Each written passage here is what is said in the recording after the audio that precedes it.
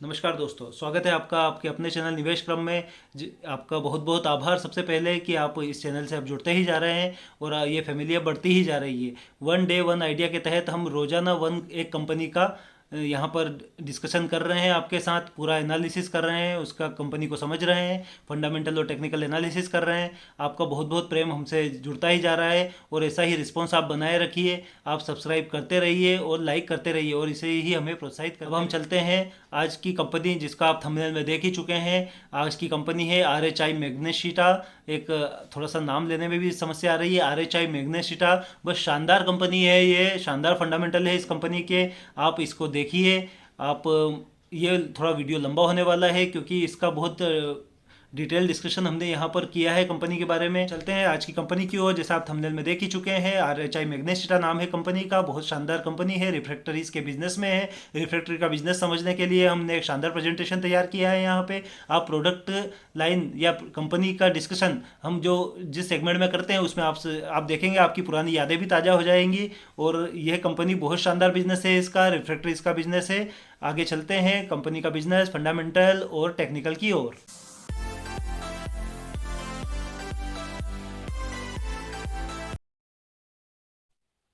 तो दोस्तों, आपको कुछ यहाँ पे मेटल की मूर्तियाँ दिखाई दे रही है। ये मेटल की मूर्तियाँ बनाने के पीछे जो प्रोसेस है वही इस कंपनी का बेसिक फंडा है। रिफ्रैक्टरीज जो चीज़ होती है, रिफ्रैक्टरीज जो काम करती है वो ये समझ लीजिए कि ये मूर्तियाँ बनवाना ही इनका काम है। हम देखते हैं एक पुरानी प्रोसीजर से। यहाँ पर ये बर्तन है, इन्हें पिघलाकर इस टाइप की मूर्तियों में कन्वर्ट करना है। तो ये वाली प्रोसेस इस प्रकार से होती है कि इसमें ये सांचा बनाया जाता है इसका सेंड का, और इसमें पूरा मेटल को पिघलाकर लिक्विड फॉर्म में इसमें डाला जाता है और ये लिक्विड पूरा अपने अपने स्पेस यहाँ पे भर के ये मेटल की मूर्ति यहाँ पे बनती है। तो सबसे ज़रूरी रिफ्रैक्टरीज को समझना है तो आपको ये बेसिक कंसेप्ट समझना होगा कि यहाँ पे जो सेंड यूज़ हो रही है वो सेंड बनाने का काम, और ये सेंड का पूरा बॉक्स बनाने का काम, और पूरा मतलब मैन्युफैक्चरिंग इस टाइप की जो कंपनीज़ में होती है, जो स्टील कंपनीज़ में या ग्लास कंपनीज़ में या बहुत सारी अदर कंपनीज़ में जो, तो यहाँ पे हम जो कंपनी की बात कर रहे हैं RHI मैग्नेशिटा की, वो यही काम करती है इस टाइप की मैन्युफैक्चरिंग का। यह कंपनी बहुत सारी इंडस्ट्रीज़ को सर्व करती है। आप समझ ही चुके हैं क्योंकि जहाँ भी पिघलाने का काम आएगा वहाँ जहाँ पे हीट इतनी ज़्यादा जनरेट करना होगी, जहाँ पे मतलब कुछ भी पिघल सकता है, 1800 डिग्री सेंटीग्रेड, 2800 डिग्री सेंटीग्रेड, इस टाइप के जो तापमान बनाना है तो भाई कुछ भी पदार्थ है वो पिघल जाएगा। ऐसी चीज़ें बनाना, रिफ्रैक्टरीज बनाना इस कंपनी का काम है। पेपर एंड पल्प इंडस्ट्रीज़ में ये कंपनी सहयोग करती है। स्टील इंडस्ट्री इनका मेन बिजनेस, 75% बिजनेस स्टील से आता है इनका। अगला हम देखेंगे यहाँ पे रॉ मटेरियल बनाने का काम भी इन कंपनी का। ये raw material maximum magnesium oxide, aluminium oxide, इस टाइप के सिरेमिक्स, इस टाइप के पदार्थ होते हैं जो हाई टेम्परेचर को सह लेते हैं। सर्विसेज, ये मोल्टिंग सर्विस है, जैसे ये पिघलाकर सरिये बनाए गए हैं। आगे हम देखते हैं लाइम। लाइम इंडस्ट्रीज़ में भी इसका बहुत काम है। नॉन फेरस, नॉन अलोह तत्व जिसको बोल सकते हैं, उसमें भी इस कंपनी का बहुत योगदान है। आगे देखते हैं फाउंड्री। फाउंड्री मतलब मेटल कास्टिंग, मतलब धातु को पिघलाना, मतलब स्टोर कर सके, ये सब बनाने का काम ये कंपनी करती है। ग्लास ग्लास कंपनी, आप समझ ही चुके हैं कि ग्लास भी एक पिघला कर ही बनाया जाता है। आगे देखते हैं सीमेंट इंडस्ट्रीज़ में भी इसका बहुत काम है। Energy and chemistry. अब हम देखते हैं कुछ ऐसी चीज़ें पुराने, ये जो आप देख रहे हैं यहाँ पर, ये एक पुरानी स्टाइल है अपना, ये मेटल के या स्टील इंडस्ट्रीज़ में यूज़ होने वाले सामान बनाने की। जैसे सरिया बनाना है तो ये इस टाइप से पुराने फीचर्स होते थे, लेकिन जब इसमें समस्या क्या है, ये मैक्सिमम हीट जो है लॉस हो जाती है।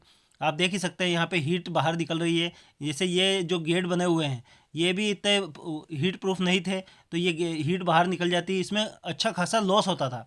अब इसके बाद आप देख ही सकते हैं यहाँ पे कंपनियों को कितना, मतलब कहाँ से कहाँ 85% सेविंग होने लगी है इस टाइप की रिफ्रैक्टरीज का यूज़ करने के कारण। नया स्टाइल अब जो बना है, देखिए आप, ये चेम्बर बना हुआ है ओपन। यहाँ पे और भी चीज़ें हम देखते हैं। यहाँ पे इस टाइप का अंदर से ये वॉल रहती है, आप देख ही पा रहे हैं। यहाँ पे ये जो ब्रिक्स बनी हुई है ये रिफ्रैक्टरी आइटम्स की बनी हुई है, रिफ्रैक्टरी प्रोडक्ट्स की बनी हुई है। आप समझ ही सकते हैं इस कंपनी का कितना यूज़ होगा। इंडस्ट्रीज इनके इनके इन पर डिपेंड है, इंडस्ट्रीज बहुत सारी। आप देख सकते हैं ये चैम्बर पूरा, इसके अंदर का फोटो हम आप दिखाई चुके हैं आपको। इस टाइप से रहता है ये इंडस्ट्रीज़ में। ये इस टाइप की वॉल्स रहती है, यहाँ पे ये मटेरियल हम कास्टिंग करते हैं। 28 मेन प्रोडक्शन साइट्स है इस कंपनी के, मतलब 100+ कंट्रीज़ में इनका एक्सपोर्ट है। 12 रॉ मटेरियल साइट्स हैं इनकी और 5 R&D हब एंड सेंटर्स हैं इनके।